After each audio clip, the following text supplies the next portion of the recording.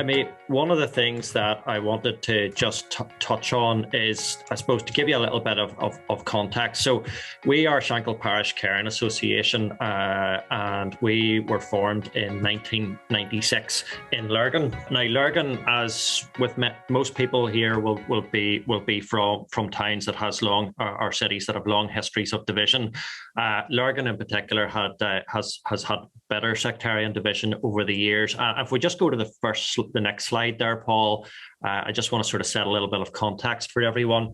So on the screen here, we have a big church in the centre. That is Shankill Parish Church, the organisation that originally formed SPCA, and it sits pretty much right on what would be the peace line in Lurgan. So everything sort of to the rear of the church building and the war memorial there would be deemed sort of Catholic Nationalist Republican territory, or at least that psychologically that's the perception, and everything to the front of the church and upwards in the town would be sort of more deemed to be a PUL area. So why am I showing you this picture? It's to set some geographical context. But as I said before, Shankill Parish Caring Association were formed by the members of this church, Shankill Parish Church, because they felt their location in the town was an opportunity for them to be a beacon of peace building and hope in the town. And they established the Caring Association in 1996 to try and address that division and address the social needs. But they realised that they couldn't do it alone. It had to be done. Given the nature of the division in Lurgan, they had to partner up with the other communities, and also not just with other churches, but with business partners as well. And that allowed them, they have now a track record of delivering peace and reconciliation services since 1996. The difficulty, I suppose, is that they needed a building, they needed facilities to be able to do that, and that led to the funding and building of a building called the Jethro Centre to deliver their programmes from and also be a hub for the local community. And again, that was done in partnership with funders, with faith-based organisations in the area, and with local businesses. In fact, it's fair to say that the Jethro Centre wouldn't have been built without partnering with some of the bigger local employers who realised that peace work was something that was necessary for their own economic benefit, but also something morally and socially that they wanted to sow into. So if we pop on to the next slide, I just want to talk a little bit about some of the work that we do. So we have what's called an integrated peace strategy. And again, we'd like to think that peace and reconciliation is integrated into every facet of centre life here at the Jethro Centre. It really is a cradle to grave peace model. So we have everything from mother and toddler groups right through to services for older people who are basically sort of at the end of they're vulnerable older people living alone, and they're one step away from entering the care system. And we have subtle community relation elements built into every part of what we do. And again, the photographs there just give a small sort of snapshot of that. There's a picture of the centre itself. There's a picture of some of the engagement work that we've done with the Lithuanian and Ukrainian communities locally. There's a picture of some shared education work that we've done between the local Protestant and Catholic second level education schools, and a few other things that we would do as well. So it's really, we've tried to develop a hub for community life. We have about 950 unique user groups that have used the facility since 2007. The centre's about 23,000 square feet and with about 15 usable spaces. And why am I telling you that? So in relation to business, we obviously host our own programs here, but we also hire spaces to other organisations. Some of those are community organisations, but quite a few of them are small businesses here in Lurgan. So we don't just provide them with facility, we provide them with support to ensure that their activities are inclusive and that there are peace and reconciliation outcomes to their work. So we'll come alongside them and we'll help them in terms of how they promote their business across the community, how they become more welcoming, so that there is that mutual benefit between both organisations. To give you a little bit of an example, I mean, some of them are small businesses, ballet schools, dance schools, drama schools. Some of them we have a driving school that would hold meetings here. But we also partner with slightly bigger organisations. So the likes of ABP, local food processor, we have delivered partnership projects with them. We've done work with Moy Park. We've done work with some of the local pharmacies. So it doesn't always have to be partnering with big local businesses, although that is great to be able to do that. But small businesses can also play an important part in improving improving society locally and improving community relations locally. To give you, if we just pop on maybe to the next slide there, Paul, as well, I just want to give you some facts and figures, I suppose, about the overall picture of how our work is resourced and the types of work we do. So I say room hire is the social enterprise part of our work is so important. It allows us, pre-COVID, it was allowing us to generate about £100,000 of resources per annum, which we were then able to spend back into the local community with targeted bits of good relations work. And again, my colleague Carole will speak about that. We deliver, So, and again, you'll be getting the slides afterwards, so I'm not going to sort of bore you with the sort of the detail of this, but it'll give you an overview of the types of work we do and how they're resourced. But the important takeaway is here that our partnership with local businesses, by providing them a usable, safe space to deliver their small business from, allows us to generate income, which then allows us to do good relations and community relations focused work in the community. Carole, would you like maybe just to speak about some of this good relations specific stuff that we would do? I've just come on board into Jethro just over a year, and I have what a year it's been. You know, it's been a year of COVID and all of the challenges that has been for all of us across the sector. I suppose I'm very grateful that my role is funded through CRC. I'm also very grateful that I have Andrew as a manager that I can go to and I can identify a need and say, Andrew, do you think we could design a programme around something, or can we meet these needs? So Paul, can you go on to the next slide just as well? And then I'll talk from that too. So being able to, I'm originally trained as a weaver before I came into peace building, but my experience is arts and peace building. So I'm trained to look for patterns and I'm trained to look for gaps. And the gaps are where the projects are, the kind of the position of the place where projects can take seed and can grow. So this last couple of years have presented a real different kind of feast of gaps or challenges or needs within our communities. And that's been a super thing for me to be able to kind of, I just love thinking of projects. So we just go back to that first slide there, Paul, as well, would be great. And just as I'm listening, actually this morning, as I'm listening to Lisa talking, I made this paper chain because it in many ways it's like we need the funding, we need the centre, we need the location in order to be able to have a base to do the work. We need the community or the delivery within the community, and we have to listen to the community as well. So one of these links, without any of the other ones, stands for very little, but we really need our relationship. We need to be able to join the links together in order to be able to respond to what's happening in our communities. And our funder and the people that make it happen are as important as the community themselves. Stand alone, we can't cope.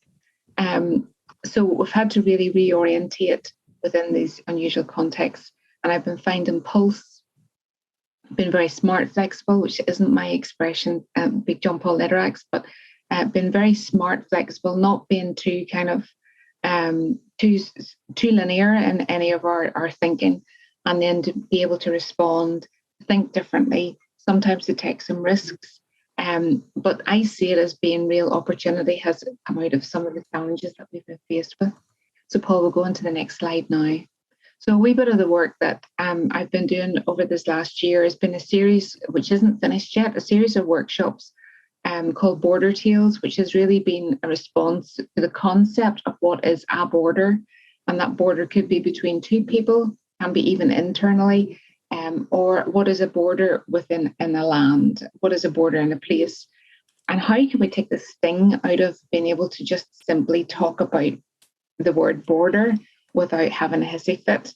So that's largely what it is. We'll just go back. And again, I've also been doing another couple of projects called Reframe the Frame, which is a community photography co-research project, and is a rolling program locally as well. And also have started a practitioners meet up, which has proven to be very successful as well. That's in its very early days, but we've another meet up on Thursday. If anybody wants to come along, you're very welcome. So those are some of the things we're doing as far as good relations are concerned. Yes. So as I say, we do soft community relations pieces of work through what we would say day-to-day life stuff in the centre, and then obviously we have the targeted stuff. But as an organisation, I just wanted to look at some of the strengths and some of the challenges that we have. So maybe then if we could get the next slide, please, Paul. Our strengths are definitely, the main one is our people. And as Carole says, it's so important to recognise that you need all the links in the chain for things to work. And we do have an experienced team of staff and volunteers and directors without whom we couldn't operate. And we continue to actively seek out representatives from the business community to sit on our board, to sit on our steering groups, to help guide our work going forward in a very dynamic and changing environment. So we're not just going to local businesses asking for cash resources, although obviously fundraising is important. We are asking for their skills, and I know that is something that has been referenced several times this morning. Some of the other strengths we have, because we work with on a social enterprise model ourselves by hiring facilities and delivering contracts on service level agreement contracts on behalf of the local trust, we have a diversity of income streams. So again, one of the challenges you can imagine of COVID was you had a building of our size sitting pretty much dormant. But that means there's no income coming in. So we weren't completely dependent on one income stream. If something happens in the changing environment, we're in a better position to be able to adapt and survive, which again has been a great strength. We obviously partner with other local community organisations. Shankill Parish Church, I mentioned, who obviously birthed our organisation, and still remains a sort of a key partner that we work with. We also work with a number of other local social enterprise businesses. Some of you may have come across the group Incredible that do work with young people with learning difficulties, and they actually have a cafe that they lease here. And deliver some of their services from here. So again, that's an example of how we've reached out in recent years to partner with other social enterprises locally and to sort of gain the synergies that come from that. They help us in some ways with understanding of the difficulties faced by carers and with young people with learning difficulties. We obviously can support them with the good relations side of stuff. The building itself is a strength. Obviously, we recognise we're very fortunate to have the variety of rooms and spaces that we have on offer, and we can, host multiple events at one time. And again, by bringing people together, enabling conversations, encouraging learning and understanding, that has been fabulous as well. And obviously, another strength is our reputation. We have worked very hard in the last 30 years to build trust with local PUL and CNR communities. And more recently, we've also been working very hard, especially in the last 4 to 5 years, with the growing ethnic community locally. So we've been doing targeted pieces of engagement with Syrian community locally here in Lurgan, Lithuanian, Ukrainian, Bulgarian, Polish, and a number of others. We've been mentoring and supporting them to develop their own community capacity and letting them feel that this space belongs to them as much as it does to anybody else. The challenges, just to close off on, because I know time it has run short. Okay, it's an aerial photograph, so there is a reason for that. The building right in the centre of that photograph is the Jethro Centre. And the reason I'm showing this is slightly to the left of our building, you can see quite a group of cars parked. That's an old optical factory, and that is really symbolic of the changing economic environment that we live in. That factory has now long since shut down. They're currently demolishing it, and there's several hundred houses going on that site. Our community and our economy is constantly changing. We have to be very adaptive to that in terms of sustainability, and communication is with our community partners and business partners is the only way that we can achieve that. So keeping those forums open, keeping those avenues of communication open are so key. Another challenge is that you don't really see it in the photograph, but on all sides of our building, we are based in what would be deemed to be a very strong PUL area of Lurgan. So we have spent the last 15 years developing trust and reputation that people who aren't from a PUL background feel safe coming to our building, that they feel welcome, they feel that this is their home, and that there's no challenge to them coming to us. We've also had to work with the local PUL community to say, just because people from a Catholic background or an ethnic background are coming to this doesn't mean that you should feel threatened in any way. And those have been difficult conversations over the last 15 years since Jethro was built. Another challenge that we have is, as I say, we were born out of Shankill Parish Church. We are a faith-based organisation. So, not everybody who comes through our doors believe what we believe. So there are challenges there about us respecting making sure that everyone feels welcome, that it's a space that they feel welcome to come to, but that they also respect our identity and what drives us as an organisation. And those are some really interesting conversations that we've been having, especially as we've reached out to new communities from Syria, and we've also been doing some really interesting work with people from Pakistan, from Pakistani backgrounds as well. So those are challenges that have, as Northern Ireland becomes less of a, just a Protestant Catholic society, those are issues that we are working with, and it's generally a pleasure to be involved in those conversations. And the final challenge for us is, I said, the building itself was a strength, but it's also a huge weakness in terms of the running costs, the maintenance, and the staffing costs to make all that happen. It means that there's a lot of pressure to generate income to try and meet those bills. And as you can imagine, with especially the local energy price surges in terms of heating and lighting, our budgets for running a building of this size have just grown exponentially. I mean, the electric bill for the last quarter alone was sort of cumulatively about, I think it was just shy of about £10,000. So it just shows the resource that is required to keep these types of organisations going. But they're challenges that strategically we're well placed to try and deal with.